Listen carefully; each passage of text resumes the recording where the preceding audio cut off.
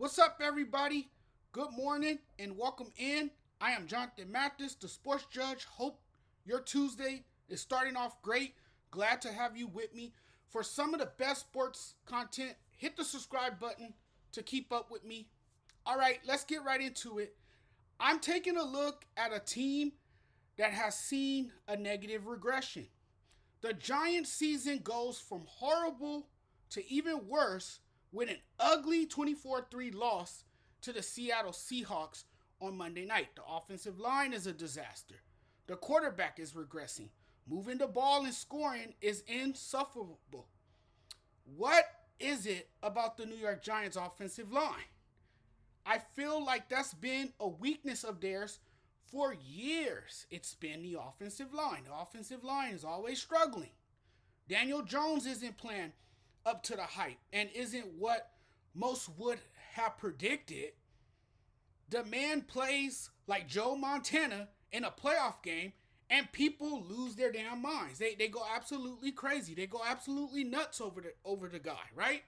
Oh, all of a sudden he's a franchise quarterback. People are prisoners of the moment.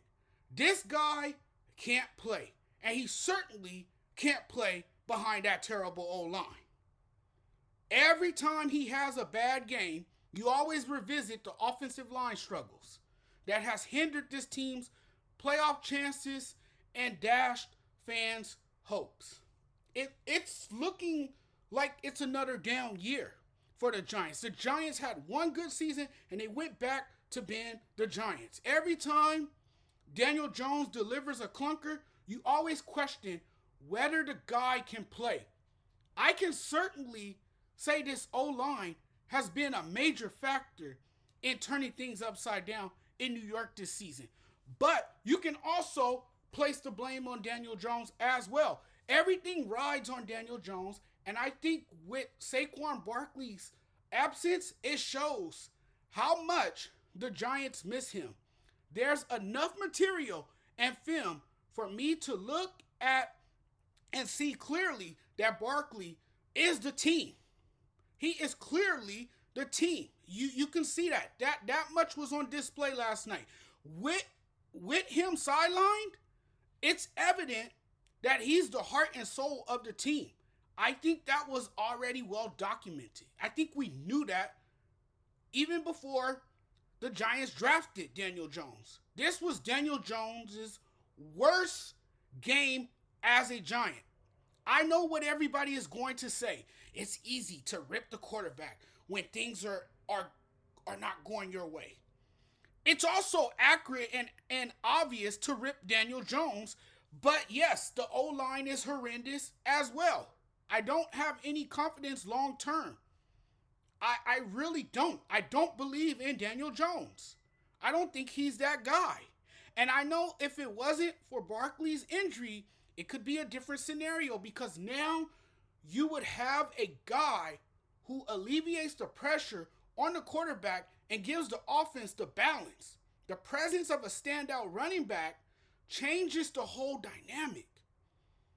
I mean, that's how impactful of a player Saquon Barkley is when he's healthy. But if you really thought Daniel Jones was this elite level quarterback, then you're being too nice to a guy who's just not on that level. Plain and simple.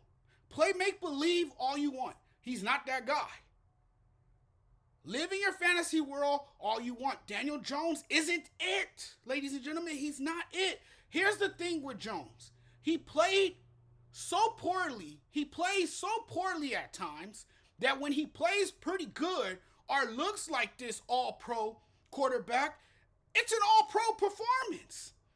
He looks like Tom Brady. He resembles Tom Brady's game. Like, that's how bad he is. Kind of like playing with your emotions in a sense. I mean, come on. I watched last night. First and foremost, he has not proven that he's the quarterback of the future. What he did was earned a $160 million contract. He got paid. Does that mean he is an elite quarterback? Not at all. Because you know I've been saying pay Barkley. And again, not that Barkley has been healthy and always on the field. And I know that the running back position is devalued, but he's deserving of the money. Without him, the Giants are below average.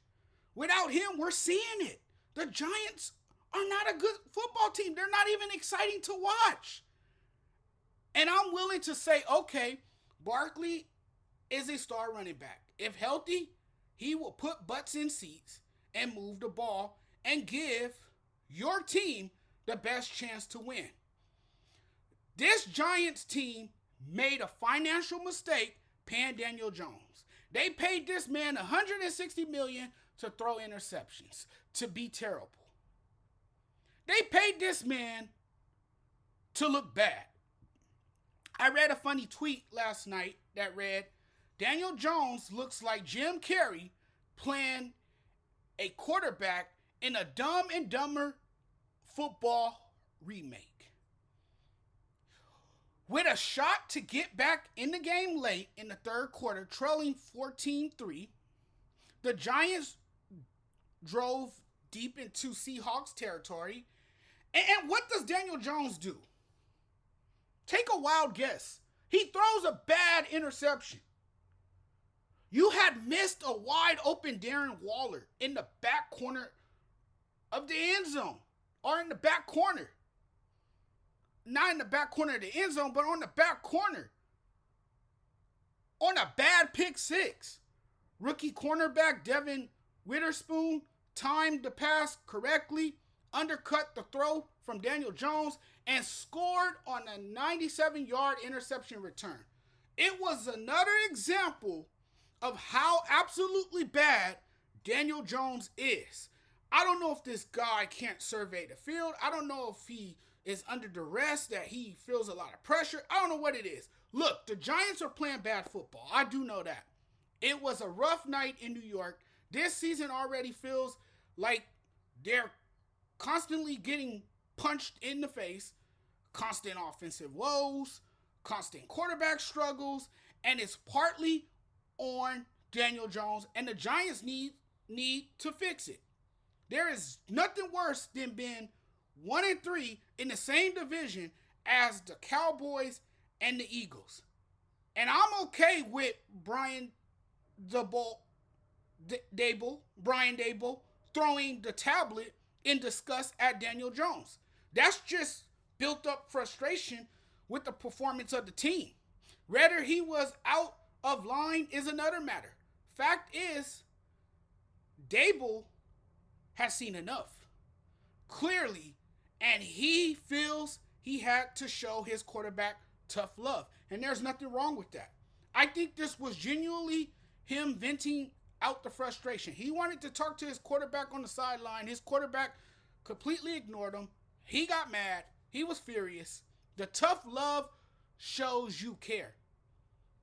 And Daboll holds everyone accountable to a standard. The expectations for this Giants team have fallen.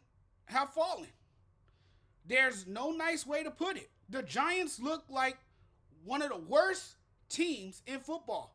If Brian Daboll,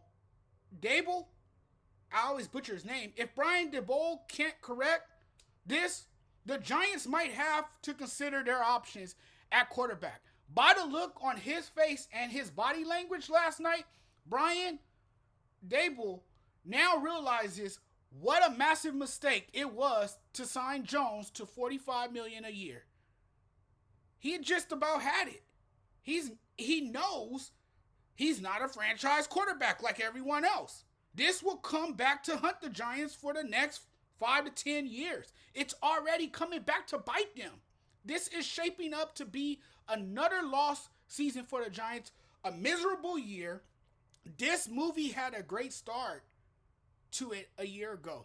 The sequel has a bad ending. And Joe Schoen and Brian Daboll have put a pathetic product on the field this season. There is enough blame to go around for this atrocity in New York. It's been an awful start for a team that was riding a lot of expectations coming into this season, and they haven't quite lived up to those expectations. And now the Giants are looking like the Giants of the past. A sucky football team with no heart and no desire to win. It's bad. It's a bad situation. Talk to you guys later. Don't forget to hit the subscribe button. Thanks for watching, everyone. Talk to you guys very soon.